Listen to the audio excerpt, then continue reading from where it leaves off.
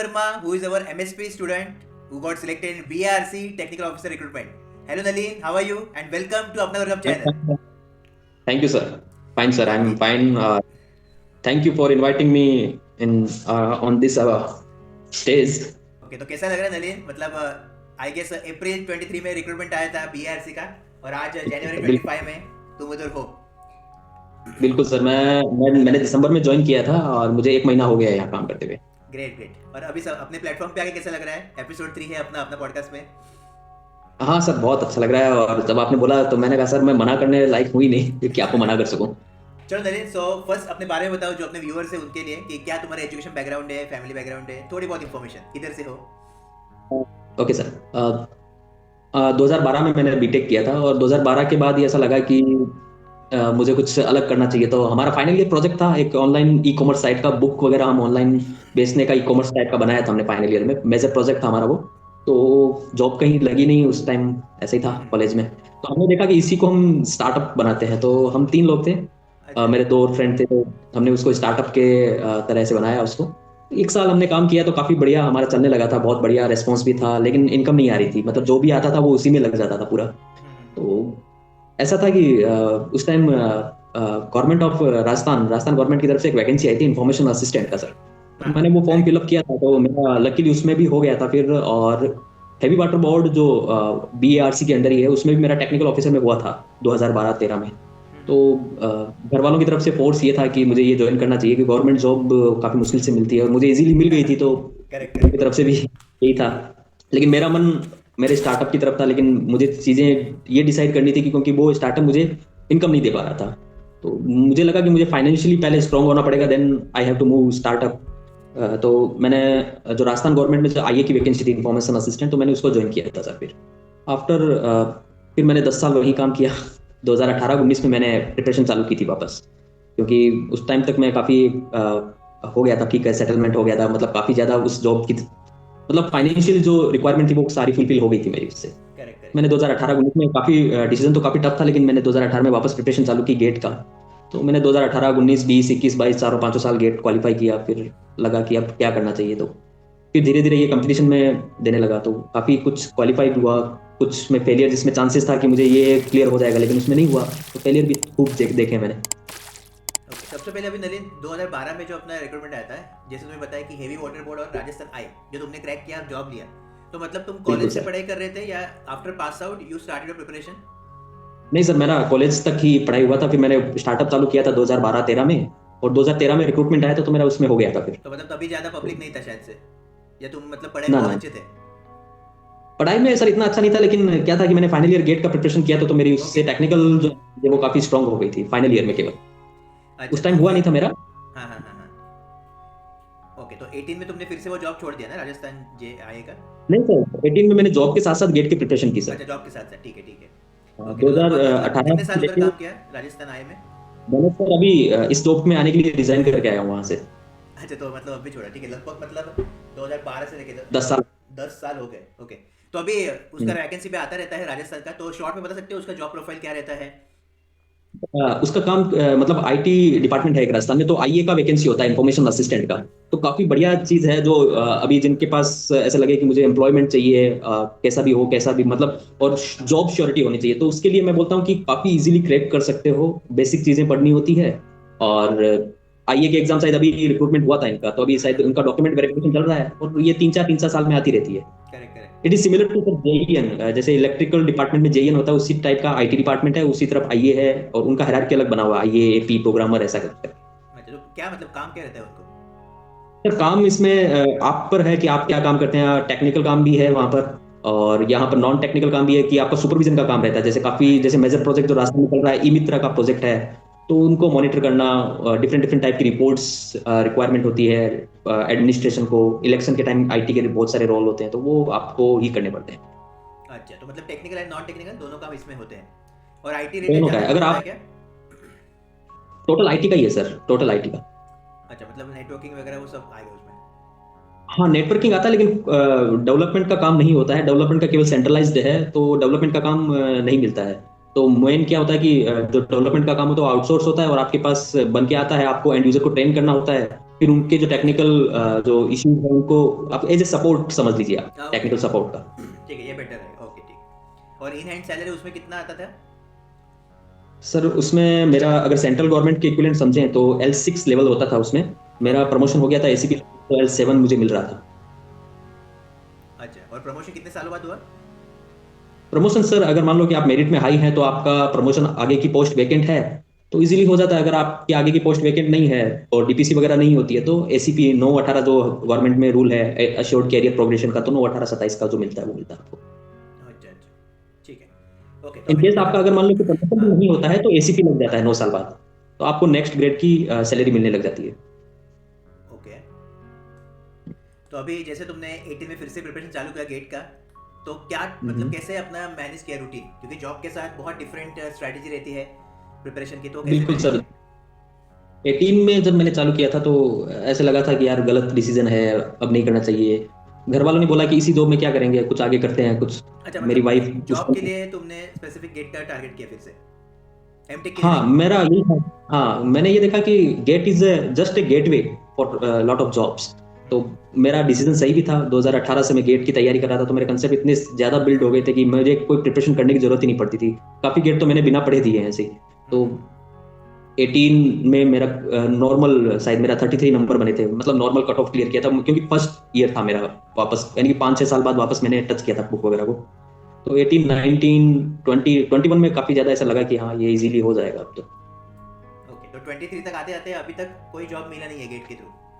नहीं मिला था लेकिन मैंने ज्वाइन नहीं किया। मुझे क्या कंपैरिजन था कि भाई ये जॉब सही है, जैसे सीआरआईएस मिला था मुझे, क्रिस जो सेंट्रल रेलवे इन्फॉर्मेशन सिस्टम, तो मैंने 2021 में मिला था शायद मुझे। तो अच्छा। मैंने उसको फॉरवर्ड किया क्योंकि उसमें ये था कि दिल्ली मुझे पोस्टिंग लेनी थी और दिल्ली मुझे ऐसे लगा कि यार पॉल्यूटेड सिटी है तो मैं एडजस्ट नहीं कर ओके, पाऊंगा वहाँ पर। Correct correct. और तुम राजस्थान से हो, राइट? हाँ राजस्थान से सर। ओके ग्रेट, चलिए। तो अभी आते हैं हम अभी बीआरसी की जर्नी पे। तो बीआरसी का जैसे नोटिफिकेशन आया तो मतलब क्या फीलिंग था कि इसको क्रैक करना है कुछ भी करके? सर बीएआरसी का ऐसे फीलिंग कुछ नहीं था कि मैंने क्या कि फॉर्म भरने चालू कर दिया, ऐसे कि फॉर्म भरते हैं, गेट का नहीं सही तो कुछ और भी सही हो जाएगा, ठीक है। कुछ कई एग्जाम ऐसे थे जिनमें हो गया था फिर भी मैं नहीं गया था, जैसे सीआरआई था, एफडब्ल्यूएसआई था, फूड सेफ्टी में मेरा असिस्टेंट मैनेजर में हुआ था आईटी में, तो मैं नहीं गया वहां पर। और एक आईआईटी से जोधपुर से आया था एमटेक के लिए, तो मैंने ज्वाइन नहीं किया। तो क्योंकि अगर मेरे पास जॉब नहीं होती सर तो मैं डेफिनेटली उनको ज्वाइन करता, क्योंकि मेरे पास ऑलरेडी जॉब थी। तो करेक्ट मुझे करेक्ट। कंपैरिजन करना था कि कौन सी बेटर है, तो मैंने उसको छोड़ा ही, क्योंकि ठीक है कभी छोड़ना भी सही रहता है।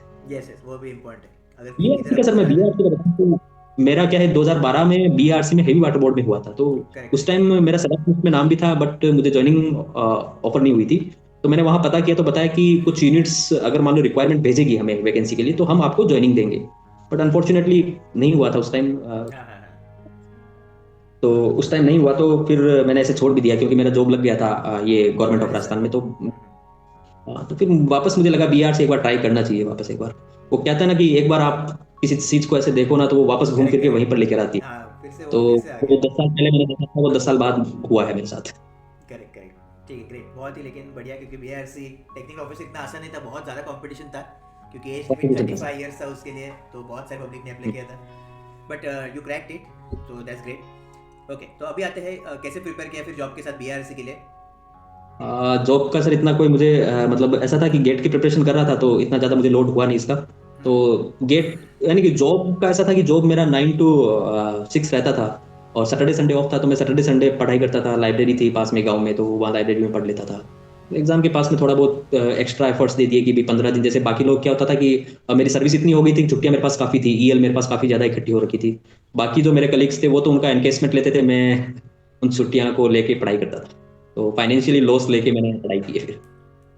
ओके, लेकिन वो मतलब काम आया, दैट इज हाँ इम्पोर्टेंट। काम है।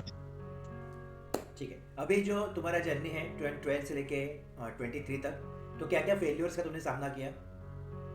खासकर जो एक्चुअली सेकेंड सर फेज है तुम्हारा 18 से लेके 23, वो थोड़ा टफ होगा एज कम्पेयर टू 12 to 18, क्योंकि फिर से हाँ तुमने वो गेट की तरफ स्टार्ट किया प्रिपरेशन। तो ऐसा लगा बिल्कुल होगा सर। कि यार फिर से गेट, फिर से वो सब पढ़ना है चीज़ें। तो मतलब लंबे गैप के बाद कैसे स्टार्ट किया फिर से? सर लंबे गैप के बाद ऐसा था कि कुछ चीज़ें बेसिक चीज़ें मुझे सीखनी थी वापस। तो उसमें सर मैं बिल्कुल कहूँगा रविंद्र बाबू रावला सर हैं, तो उनसे मैंने पढ़ा, आपके नोट्स मैंने देखे। तो काफ़ी ज़्यादा ऐसे हेल्पफुल मिले मुझे कि फिर उनके वीडियोस भी काफ़ी थे, आरबीआर सर के, आपके वीडियो जो मोटिवेशनल वीडियो है सर, तो वो काफ़ी हेल्पफुल थे कि एक वापस स्टार्टअप करने के लिए। तो मैंने धीरे धीरे एक एक सब्जेक्ट पढ़ा, ऐसे नहीं है कि मैं सारा कुछ एक साथ ही पढ़ रहा हूँ। जैसे करेक्ट, करेक्ट। 2018 में गेट दिया तो मैंने केवल 3 सब्जेक्ट तैयार किए थे बस, इसके अलावा मैंने कुछ नहीं पढ़ा था, तो फिर भी ओके। मेरे 33 नंबर। 3 या 4 सब्जेक्ट पढ़े थे बस मैंने, और इसके अलावा कोई सब्जेक्ट नहीं पढ़ा मैंने ऐसे बोल सकते हैं कि किस्तों में तैयारी की थी। तो मतलब धीरे धीरे तुमने स्टार्ट किया क्योंकि मेन प्रेशर था नहीं, क्योंकि जॉब ऑलरेडी था। हाँ, तो जो अभी देख रहे हैं सबसे इम्पोर्टेंट है, जो मैं हमेशा बोलता हूँ कि फर्स्ट आपको जॉब सिक्योर करना ही है। बाद में फिर आप बिल्कुल सर। अपग्रेड कर सकते हो, क्योंकि आप देख सकते हो जैसे नलिन का जो प्रेशर है वो बिल्कुल नहीं था नेक्स्ट टाइम, क्योंकि ऑलरेडी जॉब था, सैलरी आ रही थी। तो आराम से उसने स्टेप बाय स्टेप ब्रेक किया, first year, second year, third year, और फिर आराम से प्रिपरेशन करता रहा, और फाइनली उसको जो रिजल्ट है वो 23 में मिला बीआरसी के फॉर्म में। फेलियर सब ऐसा था कि डीआरडीओ में मेरा हुआ था, साइंटिस्ट बी में मैंने रिटर्न एग्जाम क्वालिफाई किया था, और मेरा इंटरव्यू था दिल्ली में। हाँ। और मुझे डैम श्योर था कि मेरा हो जाएगा इस बार डीआरडीओ में, तो मेरा भी मूड था कि डीआरडीओ बढ़िया है, मुझे जाना चाहिए। तो मेरा यही मूड था कि बस डीआरडीओ में हो जाएगा, और रेस्पॉन्स भी इंटरव्यूअर का जो था वो बहुत बढ़िया था मेरे लिए। बट जब रिजल्ट आया था तो 60 नंबर कट ऑफ थी और मुझे 59 नंबर दिए थे, तो उस टाइम ऐसे लगा कि यार ये 2021 या 22 की बात है। तो ऐसे लगा कि अपने जो तैयारी थी 3-4 साल की वो ऐसे ही वेस्ट चली गई, इससे अच्छा ठीक है कुछ और करते, आरएएस वगैरह ट्राई करते, कुछ पीसीएस वगैरह ट्राई करते। तो लेकिन फिर काफ़ी ज़्यादा माइंड खराब हुआ था मेरा उस टाइम, फैमिली सपोर्ट बढ़िया मिला था मुझे। और फिर सर उस टाइम में क्या है कि थोड़ा काफ़ी मेंटली डिस्टर्ब भी हो गया था, क्योंकि जब आप तैयारी करते हो कुछ रिजल्ट नहीं मिलते हैं, क्योंकि हमेशा ये जरूरी नहीं है कि लीनियर फॉर्म में ही आपको आउटपुट है, लीनियर इक्वेशन की तरह ही चले करेक्ट। हमेशा। कुछ ऐसे थे कि वो वैल्यू ऑफ डिसअपॉइंटमेंट का फेस था मेरा। तो उस टाइम मेडिटेशन करने से मुझे काफ़ी ज़्यादा फायदा हुआ, मेडिटेशन हुआ, कुछ ऐसी चीज़ें जो सुबह सुबह उठ के, जैसे सुबह उठ के सूरज को देखना है मुझे, बस यही मेरा मोटो था। बस मेडिटेशन काफ़ी हेल्पफुल था वापस मुझे मुझे उस ट्रैक पर लाने के लिए। फिर मैंने वापस धीरे धीरे कुछ तैयारी करके चालू किया। फिर लगा कि यार शायद भगवान ये देख रहा है कि मैं इस जॉब के लिए, मैं इससे बेटर जॉब के लिए हूँ। तो करेक्ट, वो करेक्ट। मिला। तो मेडिटेशन तुम रोज करते थे, या मतलब कभी कभी? हाँ सर, अभी भी करता हूँ। अरे वाह, ग्रेट, ग्रेट। बहुत ही अच्छी हैबिट है मेडिटेशन करना, और खासकर सबको करना है, मतलब स्टार्ट करना चाहिए जो भी एस्पिरेंट है, क्योंकि इससे मेंटल हाँ कामनेस रहता है, अच्छे से प्रिपरेशन भी होता है। सर, मेडिटेशन पहले नहीं करता था मैं, जब डीआरडीओ वगैरह ऐसे फेलियर्स आए, वो मेजर फेलियर था मेरे लिए, क्योंकि मैंने काफी ज्यादा ज्यादा एफर्ट्स डाले थे उसमें। मैंने इवन शायद 30 या 35 दिन की छुट्टियां भी ली थी उसके लिए, एग्जाम के लिए। इवन मैं लाइब्रेरी में सोता था, जैसे घर नहीं जाता था। तो ओके। वो मतलब कुछ काफी भी करके डीआरडीओ चाहिए था। ज्यादा, हाँ डिफिकल्ट फेज था मेरे लिए, मतलब मेरी फैमिली के लिए, मेरे लिए। फिर मेरा क्या है कि उसमें नहीं हुआ, तो फिर मेरा जो जॉब कर रहा था उसमें भी मन नहीं लगता था। ओके, उस तो टाइम मैं मेडिटेशन। अभी जब जो तुमने फिर से स्टार्ट किया 18 में प्रिपरेशन, तो जैसे मुझे लगता है तुम मैरिड भी थे तभी, तो कैसे फिर फैमिली मेरे को, मैं मैरिड थे कि नहीं, शादी हो गया था? 2018 में सर मेरा गेट का एग्जाम था फरवरी में, और अप्रैल में मेरी शादी थी।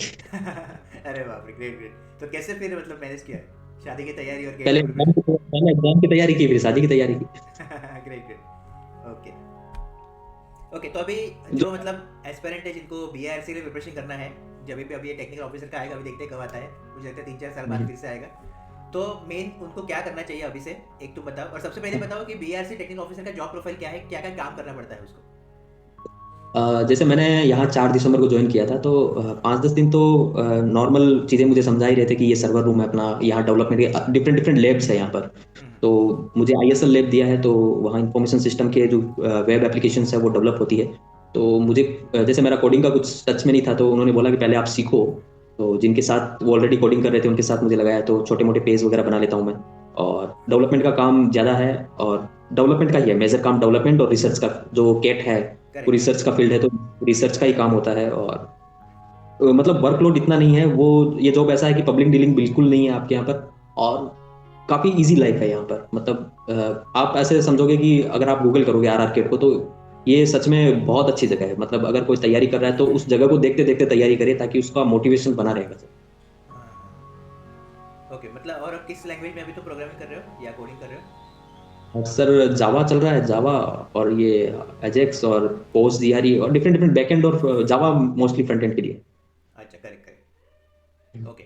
और जो साइंटिफिक ऑफिसर जो पोस्ट आता है बीआरसी का, हल्सर आता है, तुम्हें पता ही होगा, ओसीएस, तो उसमें और इसमें क्या डिफरेंस है? सर डिफरेंस तो ऐसे कुछ नहीं है, वो भी डेवलपमेंट ही करते हैं। करेक्ट। बट ऐसा है कि उनके प्रमोशन के चांसेस ज़्यादा है, मतलब उनका एक साल जो ट्रेनिंग पीरियड होता है वो काउंट हो जाता है उसमें। हाँ, बराबर। तो बात बराबर, एक साथ लेट ज्वाइन किए हैं, तो इतना कोई डिफरेंस मुझे लगा नहीं यहाँ पर। ओके, तो तो बट हाँ टेक्निकल ये थोड़ा ऑफिसर। रहता है कि हाँ हाँ। ये ट्रेनिंग स्कूल से हैं, ये विदाउट ट्रेनिंग स्कूल से हैं बस। तो टेक्निकल ऑफिसर का जो पोस्ट जो बाद में जो प्रमोशन होता है तो एज साइंटिफिक ऑफिसर होता है या उससे ऊपर होता है? नहीं, इसका अलग ही चलता है, TOC TODE ऐसे करके। अच्छा, और उसका अलग है। हाँ उसका SOC लेवल बराबर है, काम बराबर है, बस वो ट्रेनिंग स्कूल प्रमोशन से हैं तो उनको ओके। SOC SOD मान लिया, उनको TO वगैरह।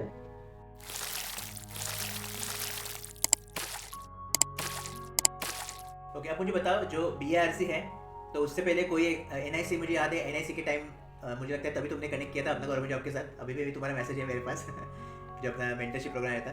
तो मतलब कुछ हाँ NIC का एग्जाम नहीं हुआ तो क्या तुम्हारा फीलिंग था उस टाइम, क्योंकि NIC मतलब कैसे मोस्ट पॉपुलर एग्जाम है। नहीं, NIC का उस टाइम तो नहीं हुआ सर। इस बार जो हुआ था SB और B के लिए जो हाँ वैकेंसी आई हाँ। थी, उसमें मेरा साइंटिस्ट B में तो नहीं हुआ, लेकिन साइंटिस्ट SB जो है उसमें हुआ था। इंटरव्यू देके आया था, उनका शायद रिजल्ट आया नहीं अभी अभी तक। तक रिजल्ट नहीं आया, करेक्ट करेक्ट। हाँ रिजल्ट नहीं आया अभी तक, इंटरव्यू देके आया था। फिर इंटरव्यू ने पूछा भी था कि आप, तो मैंने ये BARC का बताया तो बोले कि आप तो आओगे नहीं, कंफर्म है। तो जो भी था, मैंने जो भी अपना एक्स्ट्रा एफर्ट्स देने थे वो दे दिए सारे। ओके, तो अभी फिलहाल मतलब फिर से प्रिपरेशन करने वाले हो या बस हो गया अभी? नहीं सर, प्रिपरेशन और मेडिटेशन चालू रहेगा। अरे वाह, ग्रेट ग्रेट। ओके, अभी मुझे बताओ कि जो वर्क लाइफ बैलेंस है BIRC में कैसा है, जो मतलब तुम्हारे कलीग्स है वगैरह, कैसा है इन्वायरमेंट? बहुत बहुत बहुत अच्छा है, बहुत ही बढ़िया लोग हैं यहाँ पर, और काफी चीजें सीखने को मिलती है सर यहाँ पर। जो मैंने 10 साल ऐसे, मैंने यहाँ आया था तो ऐसे सोचा था मुझे जल्दी आना था यहाँ पर, 5-10 साल पहले आना था, ताकि चीजें मैं काफी ज्यादा सीख सकता। लेकिन खैर लेट आए, लेकिन जल्दी सीखेंगे अब। ग्रेट। तो अभी पूरा सेटिस्फेक्शन है लाइफ में? बिल्कुल सर, बिल्कुल सेटिस्फिकेशन। और आप, आपका सर मैं बताऊंगा, NIC के टाइम आपसे कांटेक्ट हुआ था तो मतलब ऐसा लगा था कि हाँ एक जना है जो हाथ पकड़ के आपको सक्सेस तक पहुंचाएगा। तो वो सर मैंने आप में देखा कि आप जो बच्चों के लिए कर रहे हो, जो स्टूडेंट जो मेरे जैसे हैं, जो मान लो कि चलो ठीक है, अगर आप नहीं होते तो मुझे लगता है कि ठीक है जॉब चल रहा है, बस ठीक है चल रहा है। लेकिन आप हो जो हाथ पकड़ के सक्सेस तक, देखो मेहनत खुद, चलना खुद को पड़ेगा, आप करेक्ट। केवल हाथ पकड़ सकते वही इंपॉर्टेंट है कि नेक्स्ट हो। तो लेवल ये जाना है तो वही मतलब एक प्रॉपर गाइडेंस और मेंटरशिप चाहिए, लेकिन मेहनत तो अपने को ही करना बिल्कुल सर, है। ओके, तो जैसे अभी तुमने MSP ज्वाइन किया था BRC के टाइम में किया था बिल्कुल ना, सर। या उससे हाँ पहले किया था?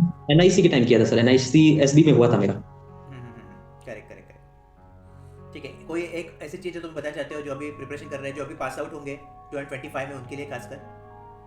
हाँ बिल्कुल सर, जो चीजें क्वेश्चन में पूछी जानी है केवल उन पर फोकस करो, अननेसेसरी उन चीजों पर फोकस ही मत करो जो कहीं पूछी नहीं जाएगी। वैसे तो जनरल आपको अच्छी लग रही है तो पढ़ो, कोई इश्यू नहीं है, लेकिन हमेशा जो एग्जाम है ना, उसके एग्जाम के पर्सपेक्टिव तैयारी करनी चाहिए। जैसे मेरा गेट का एग्जाम था तो मैं गेट के प्रीवियस ईयर क्वेश्चंस देखता था, और फिर लगता था कि हाँ ये टॉपिक लगता है कि यहाँ से क्वेश्चन बनते हैं इनके काफी, तो फिर उनको टॉपिक को पढ़ा। जैसे कुछ टॉपिक थे, जैसे सुब्बा राव रेड्डी सर हैं, उनसे पढ़ा, मतलब जो अच्छा लगे कि भाई हाँ इनसे समझ में आ रहा है और कंसेप्ट बढ़िया तरीके से कवर हो रहा है, तो मतलब वहां से पढ़ना चाहिए। जैसे एक सब्जेक्ट मैंने 3-3 जगह से पढ़ा है, और फिर लगा कि ये ज्यादा सही बता रहे हैं ये टॉपिक, तो ये भी चीजें हैं।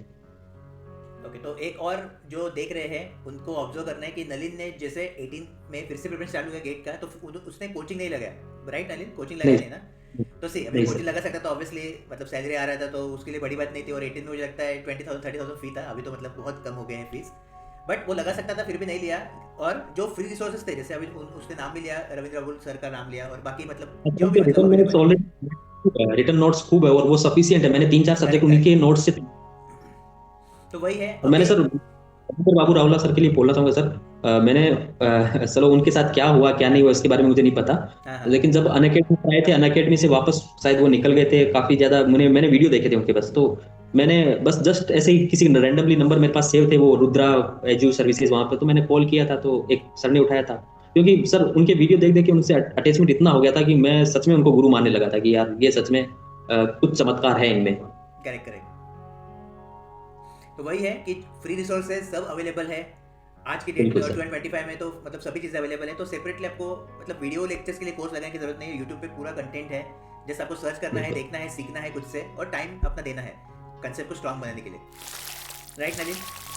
बिल्कुल सर। हाँ आपके जो MCQ जो क्वेश्चंस के सेट थे वहां पर मैंने देखे थे, तो वो भी ऐसे लगा कि हाँ ये थोड़े लेवल के क्वेश्चंस हैं, और लगा कि हाँ ये मतलब एक होता है ना सर कि आप कोई सा भी कोचिंग इंस्टीट्यूट, जैसे आपने जो प्रिपरेशन की है, फिर आप कोई कोचिंग के क्वेश्चंस देखते हो करेक्ट और वो करेक्ट क्वेश्चन एकदम बेसिक लेवल के हो तो ऐसे लगता है यार ये कुछ कंसेप्ट के बारे में पूछ ही नहीं रहा। हाँ आपके करेक्ट क्वेश्चंस करेक्ट और जो मटेरियल था तो लगा कि हाँ ये लेवल का है, मतलब लगा कि हाँ सच में ये उसी ट्रैक पे जा रहे हैं जिस ट्रैक पर अपन है। चलो अच्छा है कि मतलब मेरा लास्ट भी। में एक चीज, हाँ जो हाँ भी स्टूडेंट तैयारी कर रहे हैं तो उनके लिए सर एक ही चीज थी कि जैसे मैं पढ़ता रहता हूँ कि हिंदी की काफी कविताएं पढ़ी है, तो शुभमंगल सिंह सुमन एक है, तो मुझे क्या है मोटिवेशन ऐसे कविताओं से भी हो सकता है कि कोई करेक्ट जरूरी करेक्ट। नहीं है कि कहीं से। तो उनकी 4-5 लाइनें थी, वो हमेशा मैं गुनगुनाता रहता था। गति प्रबल पैरों में भरी, फिर दर क्यों रहूं दर दर खड़ा, जब आज मेरे सामने है रास्ता इतना बड़ा, जब तक मंजिल को पा न लूं मुझको ना आराम है, बस चलना और चलना ही मेरा काम है। अरे वाह ग्रेट ग्रेट, बहुत अच्छी लाइन है। तो आई होप जो भी व्यूअर्स है आज कुछ ना कुछ आपको सीखने को मिला होगा। तो ये था अपना पॉडकास्ट का एपिसोड नंबर 3। और जाने से पहले नलिन, एक लास्ट पॉइंट जो मतलब तुम ऐसा ग्रेटफुल मानते हो कि तुम अपना गवर्नमेंट जॉब के साथ जुड़े, तो ऐसा क्या था, क्या मोमेंट था वो कि तुमने मतलब फील किया कि हाँ थैंक गॉड कि मतलब ये चैनल मेरे सामने आया यूट्यूब पे, अपना गवर्नमेंट जॉब जो चैनल है। सर आपका जो चैनल है ना वो एक्सीडेंटली मेरे सामने आया था कि मैं ऐसे ही टॉपिक सर्च कर रहा था और आपके टॉपिक्स को रिलेट करके मेरे सामने आए, तो मैंने एक बार आपको देखना शुरू किया। फिर आपके जो मोटिवेशन है तो ऐसा लगा कि यार सही में कुछ ऐसे होता है ना सर कि जो जो लगता है कि भाई हाँ सीधा दिल पे लग रहा है इनका जो हाँ बोला हाँ हुआ है।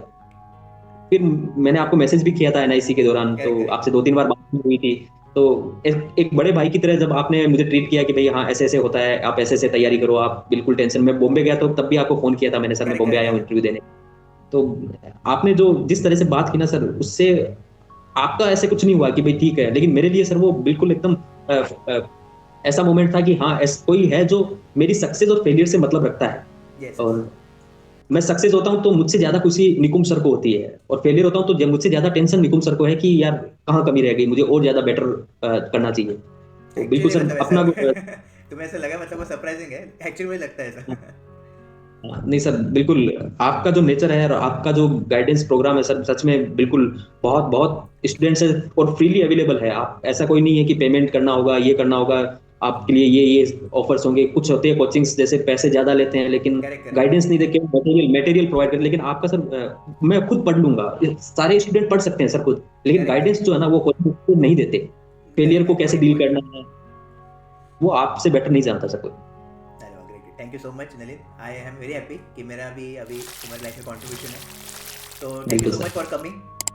मुझे बहुत अच्छा थैंक लगा यू सर। कि एक और लाइफ जो है चेंज हुई है अब, और ऐसे ही मैं ट्राई बिल्कुल करूँगा डेफिनेटली। इंटेंशन जब से स्टार्ट किया एनएससी के टाइम अपना स्टार्ट हुआ था 2020 में, तब से वही था कि 50,000 सिलेक्शन करने हैं, कुछ भी 50,000 फैमिलीज की लाइफ चेंज करने हैं, तो वो कंटिन्यू रहेगा, ये मेरी तरफ से प्रॉमिस है। बिल्कुल सर। और इसके अलावा आगे जो भी ठीक, कुछ अगर आपका हेल्प लगा है तो आई एम नो कि तुम फिर से आओगे गाइड करने के लिए बिल्कुल स्टूडेंट सर। को, या बीआरसी के टाइम बिल्कुल, में तो बिल्कुल। बीआरसी में हो। आप जब भी लगे आपको कि मेरी ज़रूरत है, किसी भी स्टूडेंट को लगे कि आपके थ्रू मैं किसी की हेल्प कर सकूं, तो any time sir you can call me, you can message me. आप फोर्सफुली एक बड़े भाई की तरह बोल सकते हो कि आपको इस तरह इस टाइम में आना होगा और ये बोलना है, ये गाइडेंस देनी होगी। बिल्कुल सर, मैं बिल्कुल आऊँगा सर, कभी थैंक मना यू नहीं सो करूँगा आपको। Much. Okay thank you so much Nalin, ठीक है, thank you so much Nalin for connecting thank and you. All the best okay future sir, के लिए। मतलब और तरक्की करो, और जो तुम्हारा सपना था स्टार्टअप का उस पर भी मैं चाहता हूँ तुम काम करो अभी। फोकस करूँगा। Yes yes. Okay thank you so much Nalin for connecting. Okay, thank you sir, thank you so much.